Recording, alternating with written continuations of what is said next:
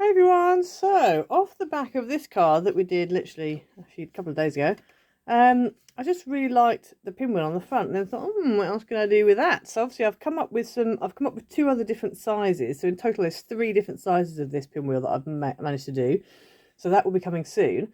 But I thought, what about we make a little gift box that goes with it? So this box that we're going to make today will go with this card.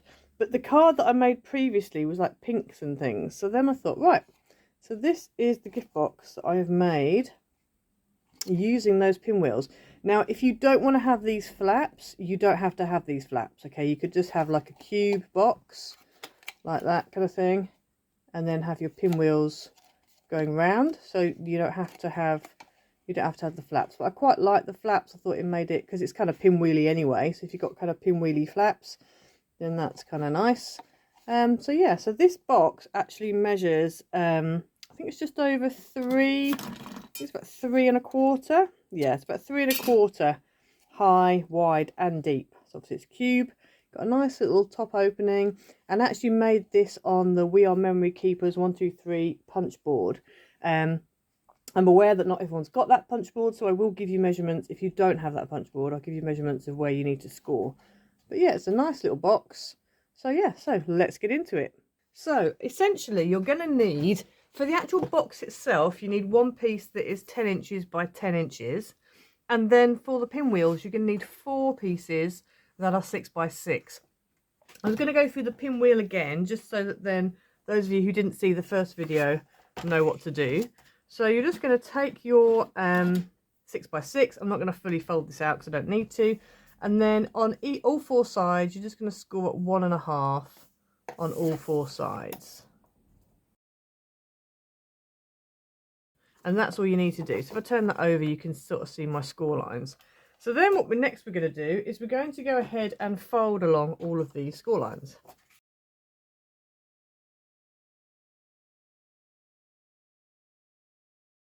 So you should end up with that. So next what we're going to do is we're going to cut out all of these 4 squares. And what I found was easier was if you take your ruler and just put it up against, up against that fold line, because what you want to do is you want to make sure you cut out those score lines. So if you're doing it this way, you do actually then cut that score line out. So I'm going to do that. Just come down here till you get to there, come down here till you get to there, and then we're going to turn it round and keep repeating on all 4 sides.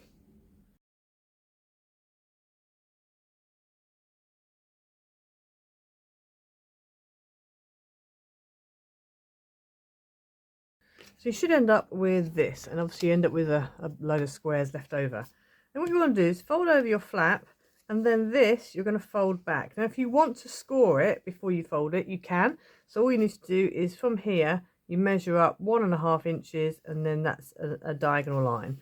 I'm just going to go by eye and do it as I go, because I found that actually with this paper, this is a 200 GSM, it's not too bad. I mean, sometimes you get a few creases, but it's not too bad.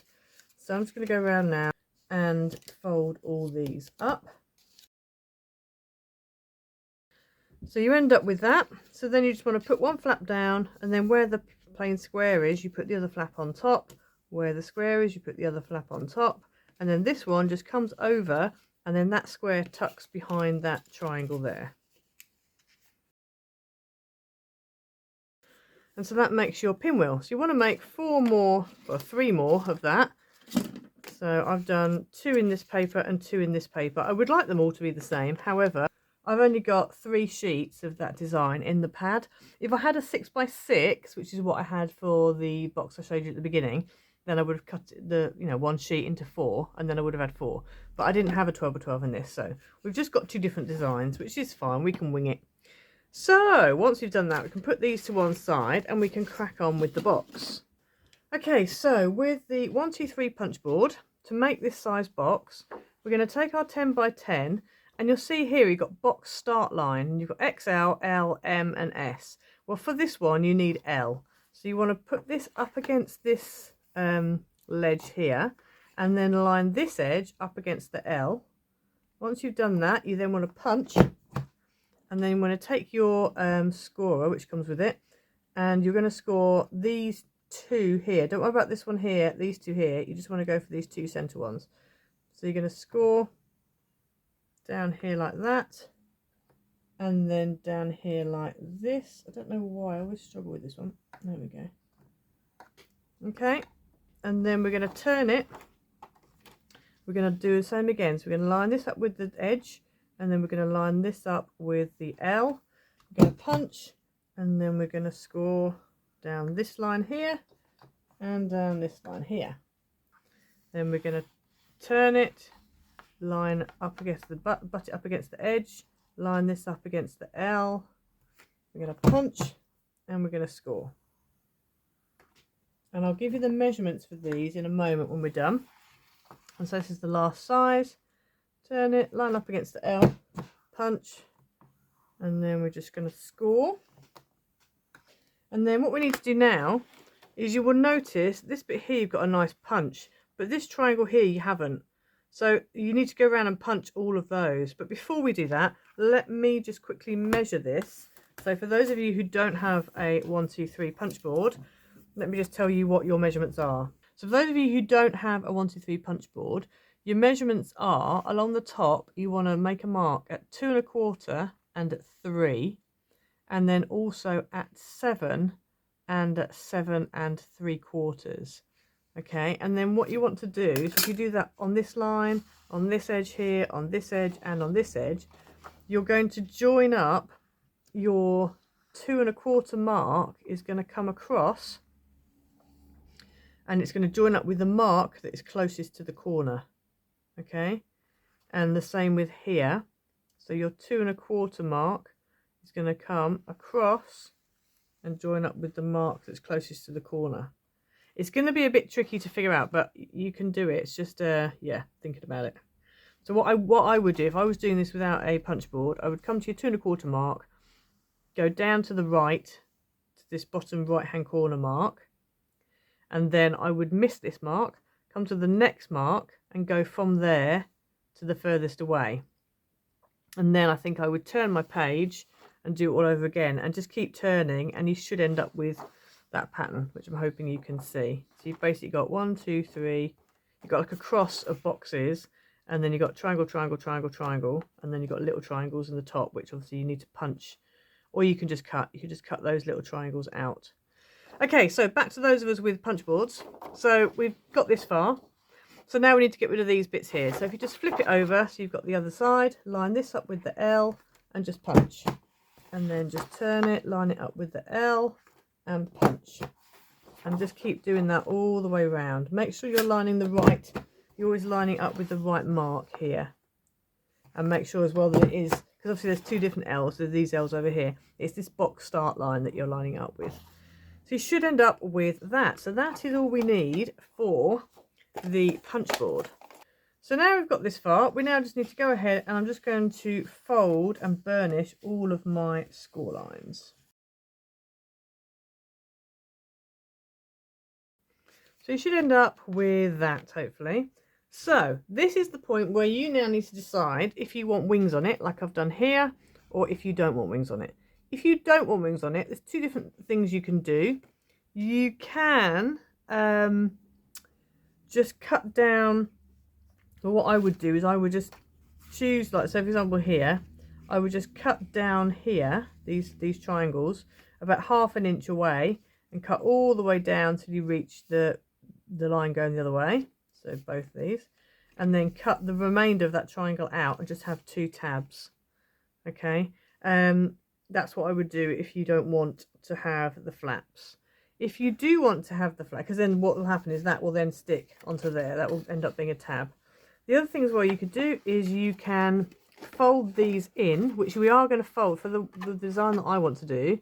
We are going to fold these in here like this, and if you want to, you know, properly score them and then fold them, you can. This paper, this is quite thin paper, so I can get away with just doing it freehand, but you can just line up your edges and then just burnish and fold. So that is literally like the corner, you know, that's literally like the halfway mark.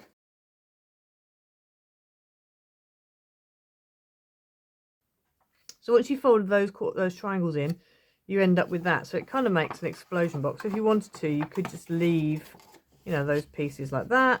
Or the other thing you could do is just fold them inside like this. So then you end up with a sort of strengthened edges and you end up with a normal box. So it's really up to you. I think that for this one, I'm actually going to do it without the wings, just so that, because I've already done one with wings. If you want wings, all you need to do is where we folded these in half, just fold them the opposite direction, like that, so they go outwards. And then you just want to glue your triangle and stick them together. I'm going to go, as I said, without wings on this one, just so those of you who don't want wings can see what happens. So for the one without wings, as I've already shown you how to do wings, we're going to glue on the inside here. Just need to glue along here, or red tape. Red tape is probably better because it's going to stick quicker. But yeah, so just going to glue that like that. And then I really do want that to stick down there, so I'm going to glue that in there as well while we're at it, and then I can just peg the whole thing together. Okay, so that one's stuck down, so I'm going to go ahead now and stick all of the rest down as well. And I'm going to make sure that they all stick. So this is stuck to this side, so the next one's going to stick to that side, the next one's going to stick to that one, and so on. So I'm going to go ahead and do that now.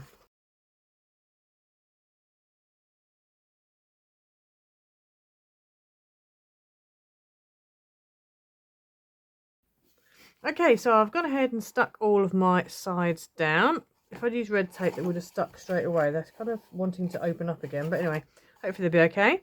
So then what we need to do is I'm going to go ahead now and make the holes on the top for the ribbon. Now, there's different ways you could do it. You could do it with a Velcro dot if you wanted to. You could do it with a magnet if you wanted to. You could put a big flower that's got a brad on it somehow and maybe do it that way. There's different ways, but I thought I'd go with the bow.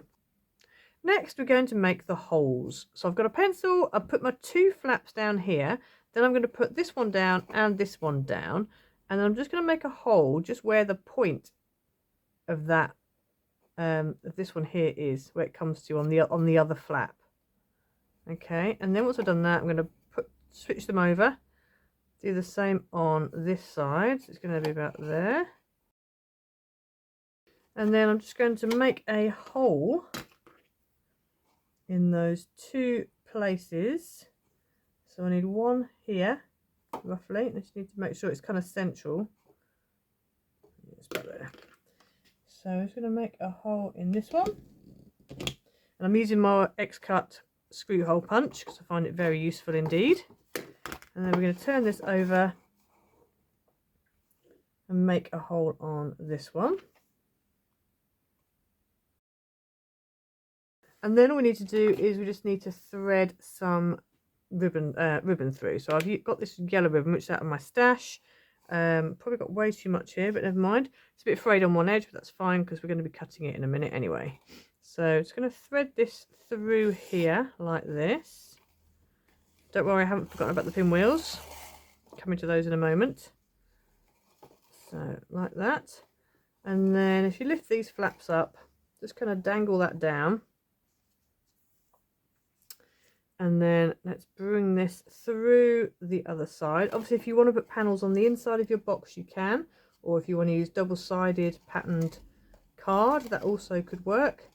Whichever you want to do. So we're going to do that like that. And then I'm just going to bring these flaps up and I'm going to put them on top and then kind of close the box at the same time. And that way, because your ribbon goes underneath these flaps, it means you can't really easily get in or out of these little gaps here. If you want to have extra security, you can always you know, trim them, stick them is the word I'm looking for, not trim. So then we're just going to tie a knot on the top. I'm realizing now this yellow is not quite the right yellow, but you know, it's fine. We're going with it anyway, even though it's not quite the right yellow. We're going to go with it.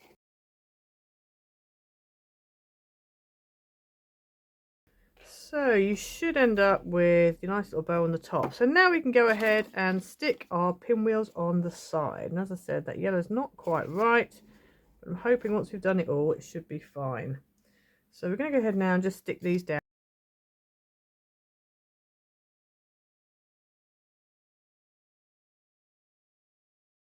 So I decided to switch the bow because that bow was too bright and too yellow.